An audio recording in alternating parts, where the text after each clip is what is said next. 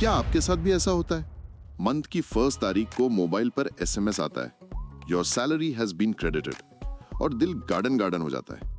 लेकिन 15 या 20 तारीख आते आते अकाउंट का बैलेंस लो बैटरी की तरह ब्लिंक करने लगता है। अगर जवाब हाँ है तो घबराइए मत, आप अकेले नहीं हैं।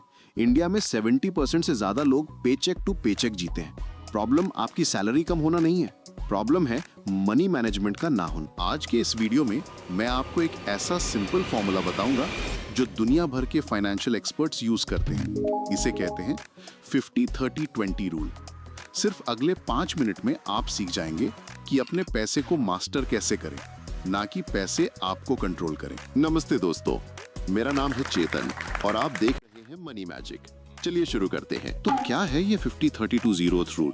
ये कोई रॉकेट साइंस नहीं है, ये बस आपकी मंथली इनकम को 3 हिस्सों में तोड़ने का तरीका है। एग्जाम्पल के लिए मान लेते हैं कि आपकी इन हैंड सैलरी 30,000 रुपीज है, तो इस रूल के हिसाब से हम इसे डिवाइड करेंगे 50% नीड्स यानी जरूरतें, 30% वांट्स यानी शौक या ख्वाहिशें, और 20% सेविंग्स और इन्वेस्टमेंट्स। आइए इन तीनों को डिटेल में समझते हैं। सबसे पहला हिस्सा है 50%, जो जाएगा आपकी नीड्स पर। नीड्स का मतलब वो चीजें जिनके बिना आप सरवाइव नहीं कर सकते, ये आपकी मस्ट हैव्स हैं।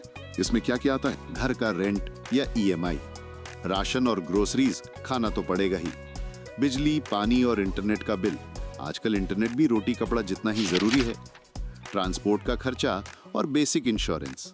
अगर आपकी सैलरी 30,000 रुपीज है तो 15,000 रुपीज के अंदर ये सब कवर होना चाहिए। अगर आपका खर्चा 50% से ज्यादा हो रहा है तो दोस्तों ये रेड फ्लैग है। इसका मतलब है या तो आप महंगे घर में रह रहे हैं या आपकी लाइफस्टाइल आपकी सैलरी से मैच नहीं कर रही। यहाँ आपको कॉस्ट कटिंग करनी पड़ेगी। अब आते हैं सबसे इंटरेस्टिंग पार्ट पर, 30% वांट्स। बहुत लोगों को लगता है कि फाइनेंशियल प्लानिंग का मतलब है कंजूस बन जाना। बिल्कुल नहीं, लाइफ इंजॉय करने के लिए होती है। ये 30% पैसा आप अपने शौक पूरे करने के लिए यूज कर सकते हैं।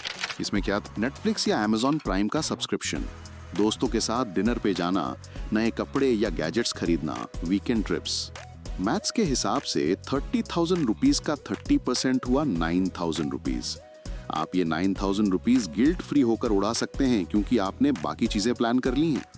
लेकिन याद रहे, अगर ये लिमिट क्रॉस हुई तो आप अपने फ्यूचर के पैसे आज ही खा रहे हैं। अब फ्लैट आता है सबसे इंपॉर्टेंट लेकिन सबसे इग्नोर्ड पार्ट, 20% सेविंग्स और इन्वेस्टमेंट्स। लोग गलती क्या करते हैं? वो सोचते हैं खर्चा करने के बाद जो बचेगा वो सेव करूंगा। वॉरेन बफेट ने कहा है, do not save what is left after spending but spend what is left after saving. Salary आते ही सबसे पहले ये 20% यानी 6,000 रुपए साइड कर दो। इस पैसे को आपको पे योरसेल्फ फर्स्ट ट्रीट करना है। इस 20% का करें क्या? इमरजेंसी फंड, सबसे पहले 6 महीने का खर्चा जमा करो। हेल्थ इंश्योरेंस अगर कंपनी से नहीं मिला है।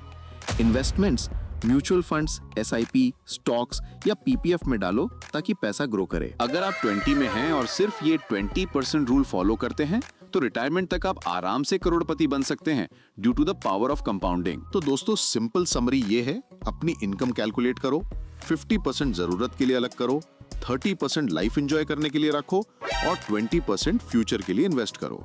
शुरू में ये मुश्किल लगेगा, शायद नंबर्स फिट ना हो, कोई बात नहीं, स्टार्ट करना इंपॉर्टेंट है, धीरे धीरे एडजस्ट हो जाएगा। आप अभी अपनी सैलरी का कितना % सेव कर पा रहे हैं? कमेंट करके जरूर बताएं।